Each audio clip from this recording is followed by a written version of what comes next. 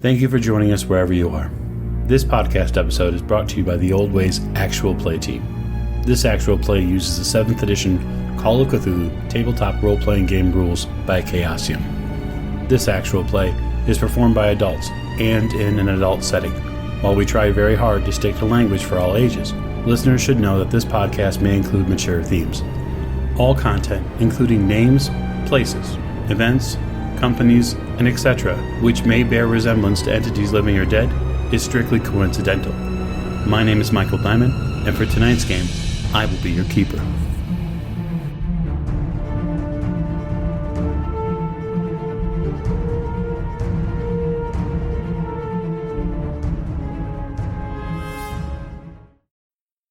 Previously on the Old Ways podcast. The smoke and the flame, they make things hard to see. It cannot be what I thought I saw.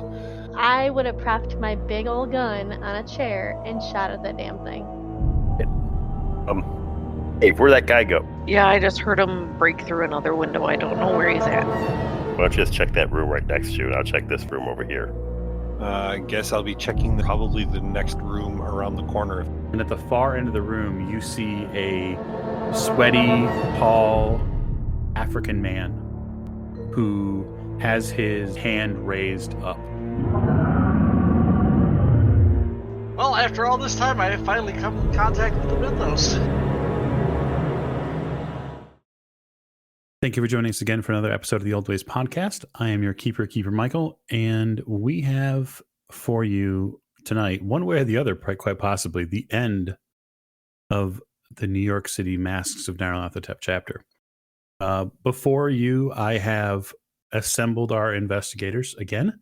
To my right, This is Lonnie. I'll be playing Lawrence Edward Oliver Forsyth, who is between an elephant gun and a creature. Yes, indeed. And speaking of that elephant gun, to his right, I'm Morgan. I play Lillian Lane, and Mr. Forsyth didn't think the elephant gun was loaded, but it really was. Indeed it was. At the end of the table. This is Jake. I'm playing Jack Doyle, and hopefully we don't all die tonight. I mean, it could go either way, right? Speaking of right, to his right. This is James. I'll be playing Dr. Sigmund Tattenbach. And did you know that angst is the German word for fear? Oh, well, there's going to be enough angst to go around, I think, in this episode. And then last but most certainly not least, Tiffany, and I am playing Maeve O'Shea, who doesn't want to die today. maybe tomorrow, or just take it one day at a time, or Yeah, it's a one day at a time kind of thing. fair enough. All right, so as we raised the curtain, we left our investigators amidst the quickly deteriorating Carlyle estate as this massive worm-like flying creature had partially crashed through the atrium windows as they were caught between the creature and this smaller group of cultists now entering the atrium, chopping at guests and lopping off fingers and hands. And then in another portion of the house, it seems that Dr. Tattenbach has stumbled upon this mysterious African man. And he's quickly found out that maybe he should have opted for another sword cane, even if he had to wait for it. Oh. We'll begin tonight at the top of our round, firmly in Miss Lane's camp. Miss O'Shea has assisted her with keeping or readying and steadying the rifle aboard atop the nearby table. And Miss Lane, it is your go. Have at it. You do have by the way, you do have a very, very close-up view of the innards of one Joe Corey, which is now being suckled upon greatly by the frothing mouth of this nasty, disgusting creature. That's a great, vision. Do I have to roll sanity for that? Because, No, you've Okay, already rolled good. sanity this time. Good.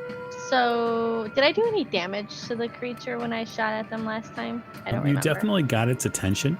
That's not what I It want. seems, as you have a better look at it now, its skin is hardened shell, it seems. There's definitely a sturdiness to it. You saw the rounds from the Thompson machine gun only lightly pepper its skin. The elephant rifle shot, you had a hard time getting an idea on what it did because, quite frankly, the concussive force of you firing it bowled you over. But there is definitely a wound there from it. All right, then I would like to take another shot at it again with the rifle. Okay. You hoist the gun and fire. Ooh, I get a 2 out of 65. Oh boy. So a 2 is an extreme success, and this is a firearm, which means it impales. So impale damage is doubled. So that is, as we mentioned before, that elephant gun does 3d6 plus 4. So you'll roll 3d6 twice, and then we'll add 8 to it. And for purposes of armor, it's considered one lump sum. Holy moly. At 29. Yes, it is. That's 29. So I would like you to give me a luck roll. We'll get a 29 out of 42. You hold fast. Dig your tiny little frame in. You kind of put your back foot up against one of the other pitched over tables behind you, and you line up this shot and you fire. And the blast that comes out of the other barrel of this elephant gun, you hear it for only a moment until you're hearing all the sound that you hear goes up in pitch all the way up until you don't hear anything anymore. Super. When the shot lands and you stay on your feet long enough to see it, the explosive and incendiary portion of this round blasts apart the head of this creature, splattering everybody within at least a 15-foot radius. Mr. Forsyth, you are covered from head to toe in viscous, oily, black fluids. You do your best to shield Miss O'Shea, unintentionally, of course, from getting anything on her nice clothes. But the body, or what's left of the body of this worm-like monster, collapses against the door and brings down 2 to 3 of the atrium doors as it shudders.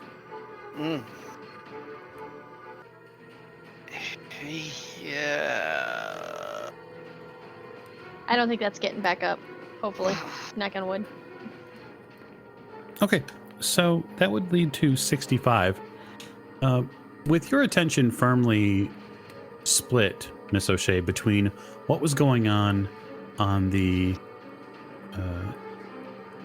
what was going on specifically with the creature, and then the people that Mr. Gray were firing at, you realize that some of those cultists have now closed the distance and are going to begin threatening the space here that you have with their long bladed knives.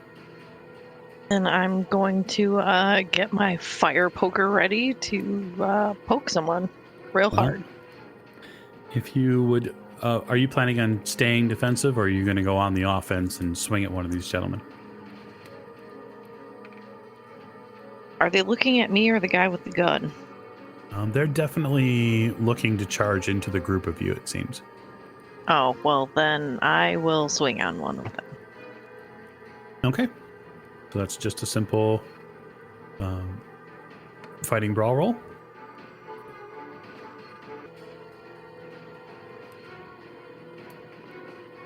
Nope. 71 out of 42 will not do it.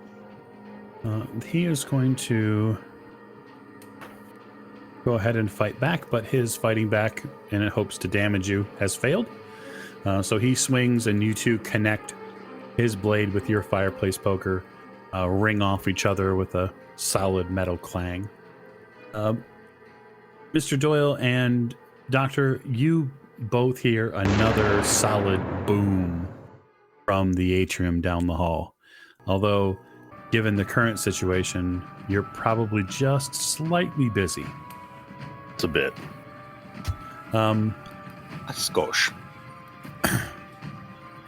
It's 60, so Jack, that would be your action. Okay, so he yelled last round, so I know. Mm-hmm. I will come charge in, and since I know which way Dr. Tottenbach's pointing, I will immediately spin with my gun on there, and as soon as I catch sight of this guy, I'm going to unload on him.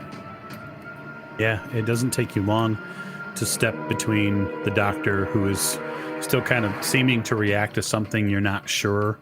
He kind of clutches his chest for a moment and steps back, giving you the freedom of movement to step directly in between him and whatever was vexing him. I see dude there. Yeah, he's there, absolutely. Right, I will unload on him. Okay. 72 under 84.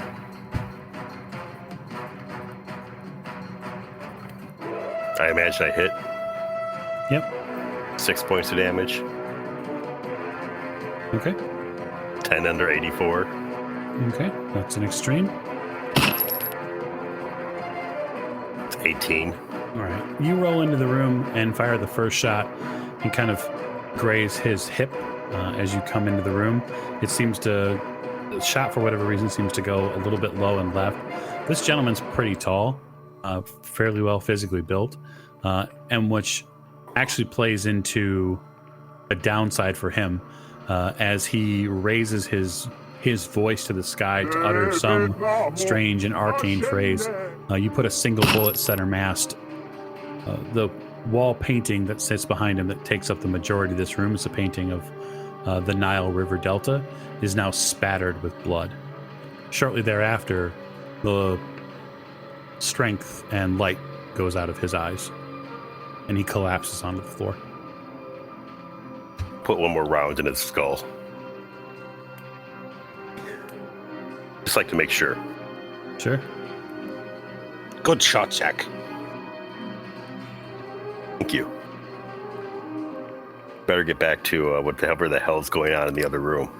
Yes, Doctor, it's your action. I let Jack head off towards the other room because I am not in any means for combat, and I'm going to go over to the body of this African man, and I'm going to give it a once-over. We're going to look over his possessions and over him as a person and see what I can glean. Now, you made it clear in the pre-show last episode that we were not murder hoboing. This smacks very close of murder hoboing, sir. I'm not looting. I'm not taking anything off of him, and frankly, I don't want anything from him. But if he's covered in tattoos or anything like that, then that I would need to know about. You know. Wait, so there was stuff. an executive decision for us to not be murder hobos? Who made this? I didn't make that decision. I just made a reference that we weren't murder hobos. Well, that's a damn lie. Hey. First of all, we have homes. So we are not murder hobos. And to clarify, I said arson hobos. We weren't arson hobos. That's also a damn lie. Just because half the party has, 40% of the party has tried to burn down various buildings. I mean, listen, it's not Call of Cthulhu if you don't try to burn a few buildings down, right? Okay, fair enough. So, Doctor, you head over to the body and begin on your action, begins kind of a cursory inspection. It comes to your attention kind of visually that he's not alive, but he's also not totally dead. You come to this realization because you hear the last bits of breath rattle out of his lungs and mouth. You can simmer on that for a little while. Can CPR that till he's back alive. Do it. It's a shame he didn't make it. Speaking of people that are ashamed, Lawrence, you've been covered with something foul. Yes. You can akin it as close to the dredge of the water and mud down in Panama, maybe mixed with a bit of motor oil. Yeah. No, this is just foul. That said, there's suddenly it seems to be there's someone accosting Miss O'Shea from behind. Well, I hear the sounds of combat behind me, and I turn. I see her struggling with some fellow with a neckerchief. I will strike him. Okay. Hey, it's a success. 54 under 55. Okay. He is going to get the opportunity to fight back. Mm-hmm. And he does. He does. And since he succeeded at a greater rate than your attack, you have one of those weapons. How much damage does it do? D8, you said? D8 plus a damage bonus if he has one. Ooh, you lucked out, sir. Yes, sir. You take a glancing strike, but a strike nonetheless to the rib area, drawing a fresh, clean cut and blood to go along with it. Damnation. This unfortunate partygoer has been killed by another cultist, the one that just beyond these two. And the one that Mr. Gray had shot, Miss O'Shea, this cultist comes roaring in at Mr. Gray. And he connects. Not much you can really do about it at this point. No, I was just hoping he'd shoot it in the face. Unfortunately, it's not Mr. Gray's action. And that is going to be a serious problem for him. He falls to the floor. Mr. Gray, no! And it looks like, given the opportunity, this man is going to make a definite and most serious change in Mr. Gray's future. That would be the top of the round. So, Miss Lane. Hey, just thought you got red dots over the people that are, they're just harmed, right? Yeah, they're wounded. Yep. Okay. And then skull and crossbones over the folks who are dead. Did. So the fact that there's not a skull and crossbones over the African dude or the creature, does that mean they're not dead? I mean, you can't see the African gentleman, so you don't need to worry about that. Well, yeah, I know. And Okay. the creature, you're not really sure whether or not it's dead. Can I kick his gun towards Lillian? Or do I have to wait for my action? You would have to wait for your action. You mean Mr. Gray's weapon? Okay. Yeah. Because I'm assuming it clambered to the floor or whatever. Absolutely. Yeah, but it's relatively close, so she could try to snatch up his rifle, his hunting rifle, and make try to make some sort of a play for. Yeah, because my elephant rifle is all. I would need to reload, correct? Yeah, and you don't even know where the ammo is for it. Oh, we're not even going to look for that. Yeah, I'm going to try picking up Mr. Gray's rifle, and so I can shoot the cultist. Okay, so I'm going to have Miss Lane make me a dex roll and see if she can snatch it up really quick. Got a 49 out of 90. We know that rifle is loaded, so you should be able to simply pull the trigger after you make a rifle roll. Okay, so I did the dex. I succeeded. So. Yep, you collect the weapon. Woo-hoo. You know that it's loaded because Gray was using it. Got an 87 out of Pow. 65 out of the rifle. You fire a quick shot. Maybe you didn't have your hands secured on it well enough, but it goes off and it sails wide. All right, so that will go to 65. So that is Miss O'Shea's action. What's your plan? It seems anyway that Lawrence has this man's attention now. Mhm. So you might be able to get in a shot at either one of the cultists, one that was on Lawrence or the one that is about to try to kill Mr. Gray. Well, Mr. Gray looks like he's more injured than Lawrence, correct? Yeah, 100%. Okay, then I'm going to try and stab the one that's on Mr. Gray, because hopefully he's looking at Mr. Gray, and then I can, like, you know, stab him in the back of the neck or wherever. Stab him. Stabby stab. Okay, you're going to go do the stabby stab. Very good. Just a fighting brawl roll. No. Nope. Sure don't. You swing. You swing wide, unfortunately. And... okay. This cultist, who is still on Mr. Gray, brings the long weapon, that kind of hooked machete, same weapon that Lawrence has, brings it down directly on Mr. Gray and sinks it deep into his neck. And then rips it back out, including part of his throat and most of the cartilage and muscle on the left side of his face. Yum. Anybody want a burger? Kidding. You're not kidding. Well, look, okay, it's obviously bad food because the meat was gray. Oh, no. Oh, nice. Well done, sir. Lawrence, you see another cultist begin to move around, and he begins to flank your position. That said, it is Jake's action. All right, I will. Looks like the movement rate's 9. Very good. So if you used your move, you could get all the way back into the room if that's what you wanted. Yeah. Okay. You appear in the doorway. It's open because you went through it previously, and this looks like a war zone. Holy Jesus, Mary and Joseph. So I got to kill some people.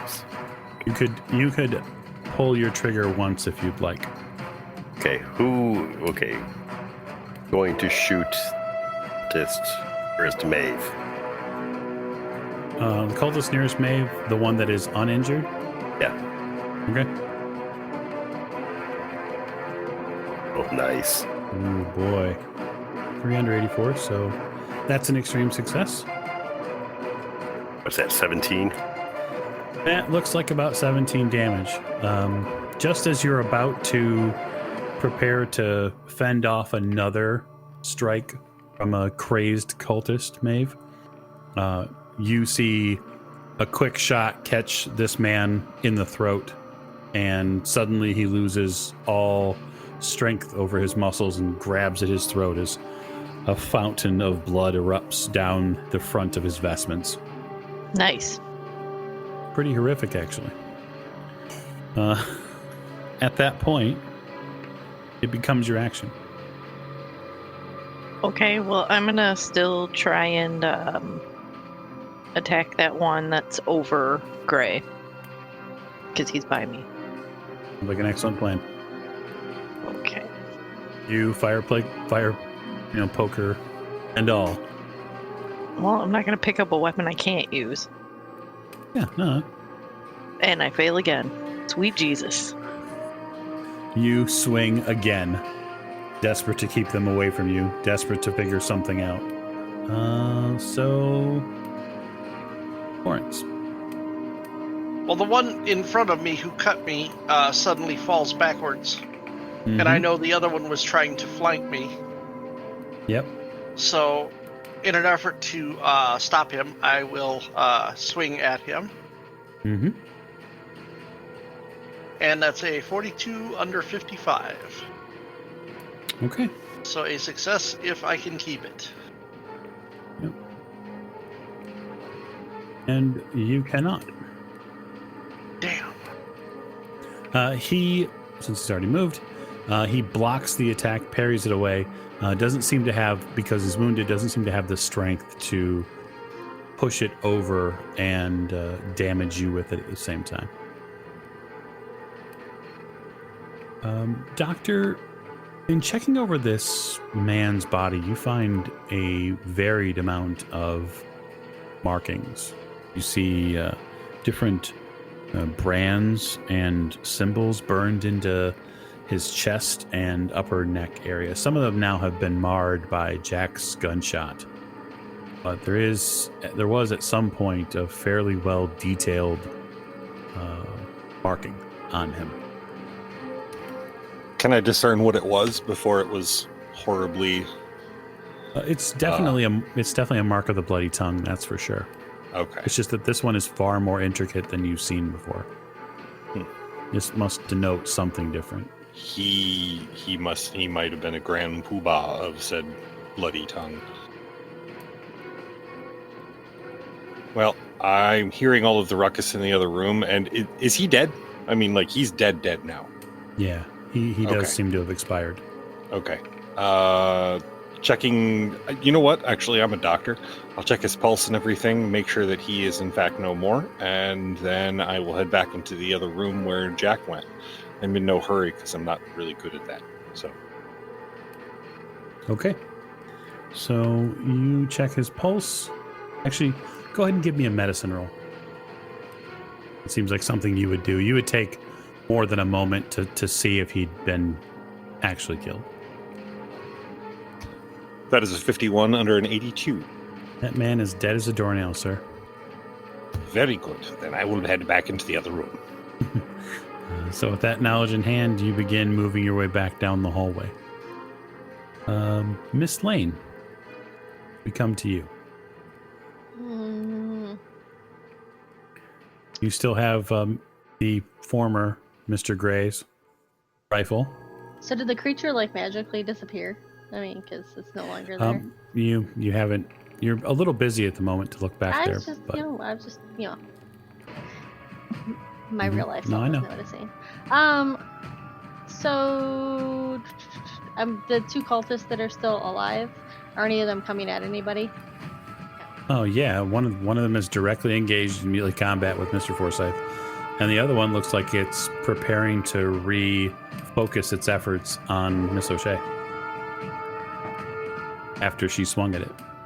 So I'll go for the one that's directly already engaged with Mr. Forsyth. Okay, you would be firing into a melee to do so, so that would put you at a disadvantage. If I shoot at the other guy, will I have a clear shot? You can easily move to the side and not be concerned so much.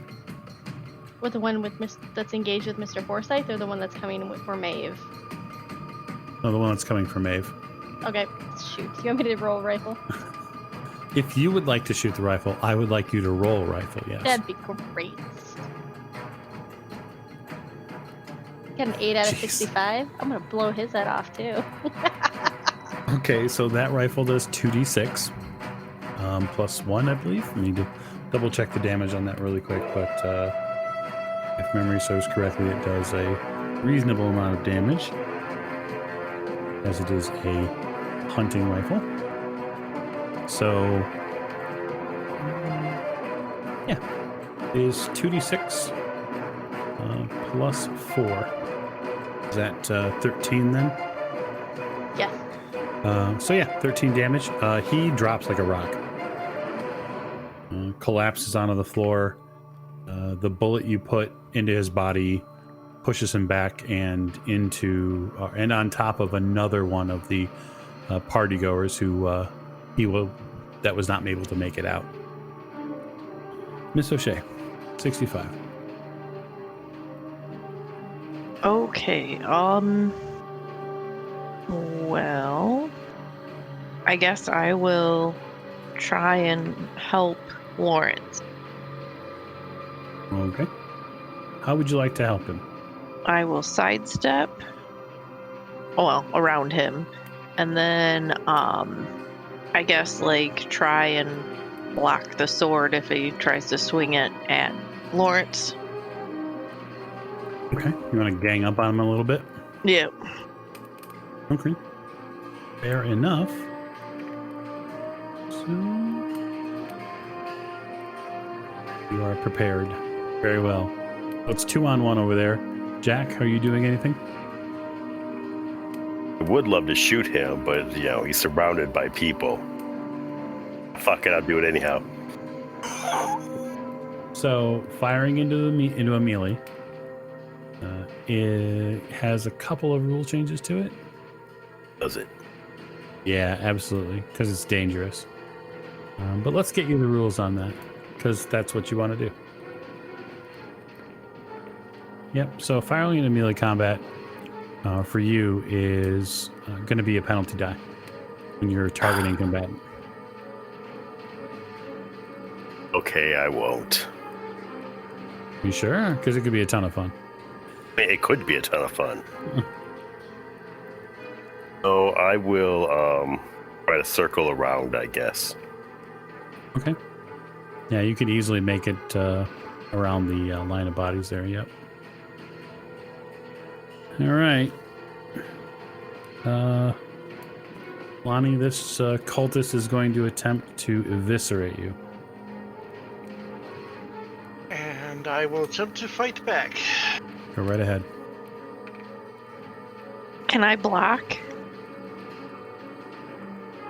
Yeah, so if you'd like, what you can do, Miss O'Shea, is you can attempt to fight back along with him. Okay. So if you want to make a brawl roll as well, you can attempt to stave off the hit from connecting. Nope. Jesus. Okay. I cannot win. So he swings. Mr. Forsyth, you go to block him, and Miss O'Shea's weapon gets in the way of you blocking him, and he doesn't connect, and basically there's a moment where all three weapons meet at the same time, and everybody kind of gets a little off balance. And then at that point, sir, it is your action. I will attempt to do this correctly this time. Nope. All right, very well. He is not going to fight back because he'd be at disadvantage at this point. So, past that, Doctor, you approach what sounds like a melee going on. I think I'm going to, knowing that I'm not that handy in a fight. Yeah. I mean, I especially not especially as unarmed as I am. I'm going to duck back into the office to the north there, where Miss Carlyle was, and see. And I'm sure she's absolutely terrified, and let her know that the man who broke in has been taken care of, and make sure she's safe. Okay. You step in. You get the same greeting as you did before, although she quickly recognizes it that you, and she lowers the small pistol she has. What's going on out there, Doctor? The man who has led the people here and summoned the creature, he is no more. There are men still in robes, but I don't know how many of them. We will hide here and you will be safe. Okay. You attempt to keep Erica, relatively speaking, to keep her calm, but she's definitely jittery. Every time she hears a noise or a bump, she's pointing the pistol in her hand at whichever direction it goes to. Miss Lane. Yes.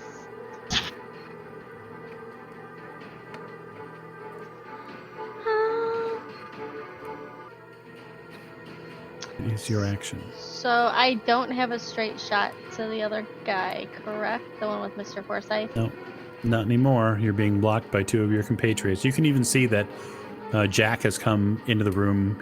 He came in behind you and kind of moves towards the middle of the room to try to get a better angle on what he's doing. I mean, you can still make a shot. You're just disadvantaged on the roll. All right. Let's do it. Might as well. Okay. I'm gonna take the chance that Jack didn't. Chicken. All right. This She's is like, the it's point not where my, we get shot. it's not my hit points. Do we got the doctor here? That'll be fine. It's all fine. Alright, my rolling Maybe. or maybe. My rolling rifle. Yeah, it's a rifle roll. So Oh, good, you're using a rifle too. Oh, I got a 65 out of 65. Woo woo! right, so you're disadvantaged on the roll, which means you're forced to roll again in this system. And you take the lower of the two, the higher of the two rolls. Oh no! Oh, poopy. I'm dead. It could be Lawrence. By body mass, it's likely Lawrence. Not in the back over a matter of $80. No, I'm kidding. Oh my gosh. So, the way this works, as you can imagine, is the character with the lowest luck gets hit. And that would be Fuck, Lawrence. Yep. Yeah. So, here's what I'd like you to do, Miss Lane. I'd like you to roll damage. 2d6 plus 4, just like you would if it was a normal shot. Okay, that'd be 9. Yep. That's better. Okay, so that is very significant, though. So my question to you is, Mr. Forsyth, your max hit points are... 19. This attack is not a greater than half the maximum hit points you have. Right. So it's not a major wound. Oh, okay. Thank goodness. You have one more hit point than it would need to be for a major wound. This is, not great. You get shot in the back and you drop to a knee because the bullet goes in one end and out the other. Drop to a knee, my ass. I'm on my stomach. Well, I'm just saying, you're going to get to your stomach in a second, but just give me a second. We'll get there. Okay, so that was Miss Lane on 90. So, Miss O'Shea, right beside you, you hear a gunshot go off, and you see Lawrence's stomach burst open, and he falls forward. I'm going to take a quick glance behind me to make sure there's no more cultists. You don't see the cultist. You see Miss Lane and a smoking rifle barrel. Okay. Maybe she was angry at him. I'm going to try and take out this occultist. That's fair. I mean, it's fair, right? Try to tell me to never come on an investigation again, will ya? Oh, I'm pretty sure I'm not going to be doing that for a few months. This moment will be referenced as to why Miss Lane will not be bringing a gun on further investigations. Nope. You swing, and he swings, and he uses the curved end of that weapon to slip around your fireplace poker and slash at your arm. You take 3 points of damage. On 60, that would be Jake. So, Mr. Doyle, one of your compatriots just got shot in the back. I saw the whole thing, yeah. It does, in a way, sort of clear a little bit of the space for you. I'll yell, Maeve, move. And dropping prone's a free action, Miss O'Shea.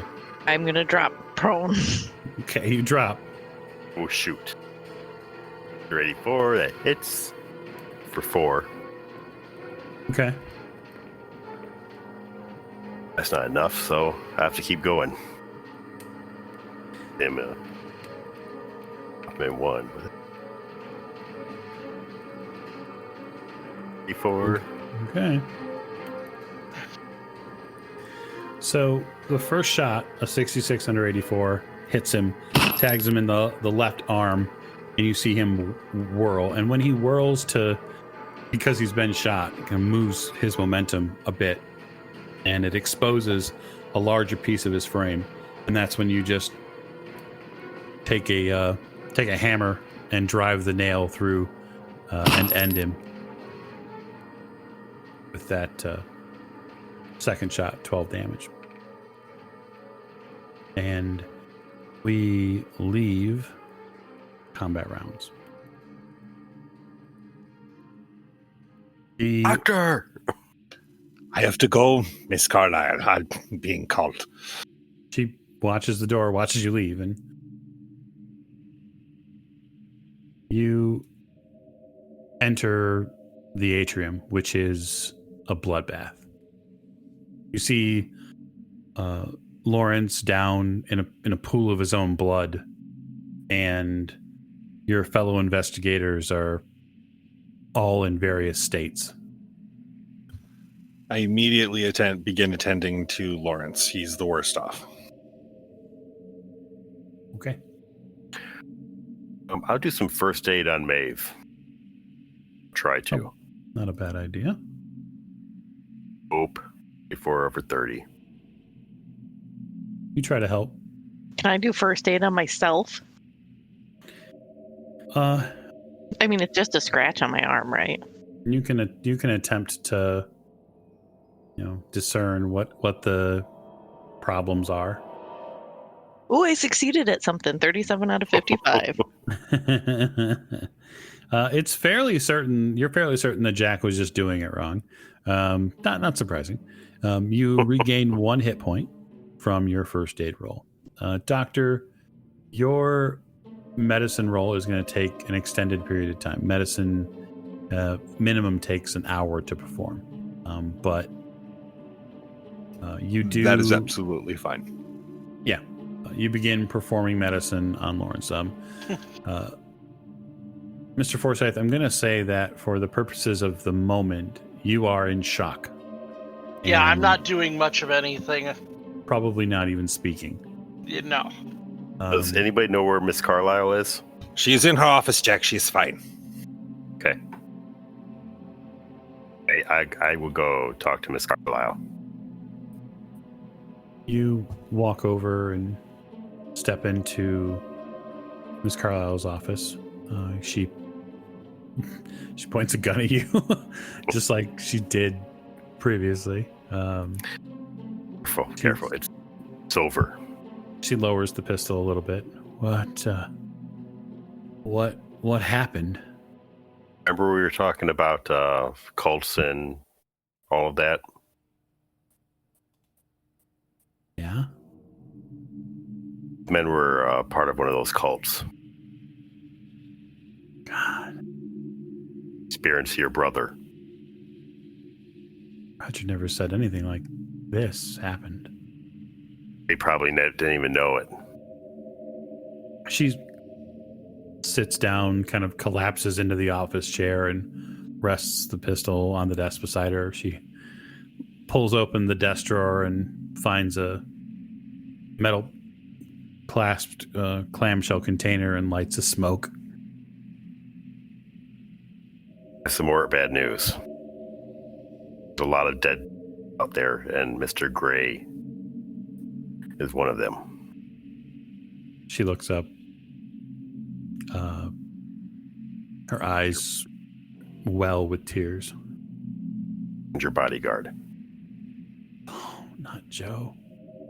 She pushes herself to her feet. Miss Lane, you noticed that in all of the rush of what had happened there at the end, that all the remains of this massive creature that fell into the atrium windows and created this massive hole is nothing more now than a blot of inky fluid that exists in between the house and the stone terrace. Is there anything around for me to collect any of that? I mean, there are various glasses and bowls. A lot of that stuff is broken and it's been shattered, but there's a nearby bar you could probably grab a few things from. Yeah, so I go to the nearby bar and grab a glass and then grab some of the inky goo stuff. Maybe the doctor can look at it later. A girl after my own heart. I gotta make up for shooting Mr. Forsyth on the back somehow. I thought you were going to pour it into my wounds while he wasn't looking. I figured that might help. That's next episode. Erica steps out from her office and just kind of surveys. You see her eyes wander over all the different facets of what's happened. The bodies, party goers, the cultists in strange clothing. She looks over to the left and sees the mangled corpse of Joe Corey and just has a complete and utter breakdown. I will take her and move her back into her office. So the question now for the investigators is, in the next hour or so, what do you plan on doing? Other than the doctor, I know what you're doing, Doctor. Probably just gonna sit where I am or lay back and stare at the ceiling for a while.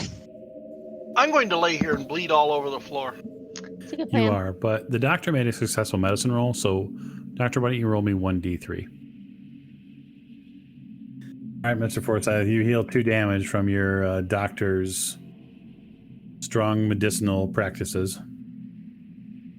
You are by no means feeling better. No.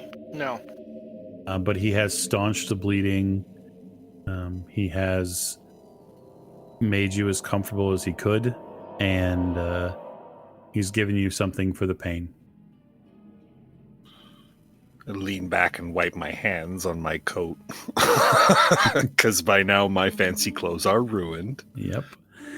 So in that hour, the sun comes back. Eclipse is over.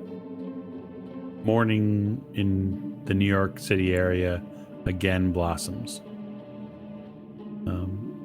As the time rolls on, the characters come to find that there is an empty automobile out front. Careful inspection of the automobile reveals that it appears anyways that it's a large vehicle that had many people packed into it. There are a fair amount of items within this vehicle, whether they be weapons, sword-like weapons that the cultists use. There's even a few firearms here. Nothing high caliber or large, but there are items here. There's also a couple of suitcases as well. I'll check this. The suitcases have a varying amount of items in them, but they all seem a bit strange. After careful inspection, because you really hadn't had the chance to before, it seems that many of the items may have come from the Juju house at one point. Some of the items that were taken. It's quite possible. You might have to have Miss O'Shea actually inspect them, but... Is Miss Lane's car around here somewhere? It is. Unfortunately, there's a rather sad story that goes along with it. Yeah. Oh, is Charles dead? Doyle, you find Charles having been butchered in the front seat. It seems he may have fended off one or two of them, but when they swept towards the terrace, he was most likely one of the first men that they encountered.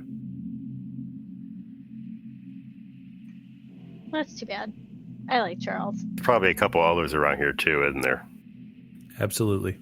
You can see that there is, out of the lineup of automobiles, there are a couple that are missing. So it is possible that certain partygoers were able to leave. Put these items in a trunk of Miss Lane's car. About an hour or so later, Erica manages to gather herself away from what's going on, and she kind of collects herself and the rest of you into the sitting room on the first floor. Lawrence, you are able to move, but not very well at this point. No. You are ambulatory, so it's not like you're passed out, but you are definitely You would rather be laying down somewhere, so they have you on a couch. Right. Erica looks you all over and opens a decanter of something brown and pours a few stiff drinks. She says, I don't know what that was. I don't know who those men were, but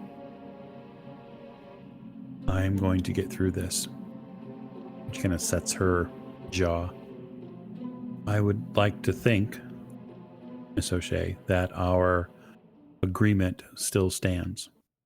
Yes, but this was the situation that we were kind of trying to avoid by getting his information. You know, maybe we'd have more of a fight against this.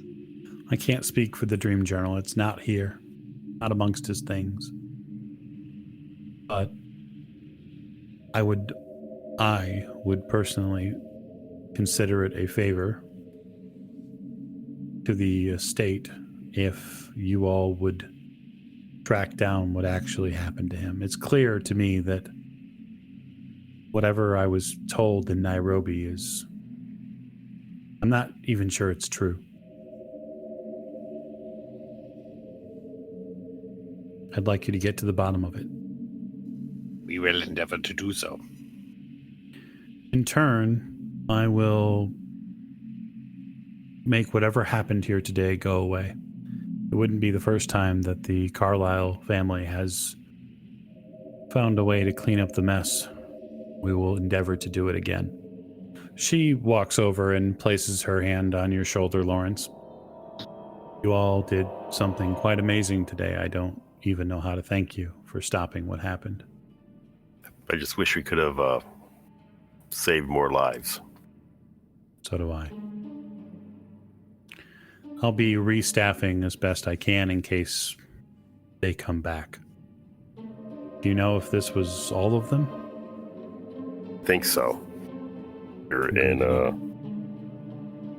I think we killed another of the people at Juju House the other day, so I think that's probably the leadership of this little cult.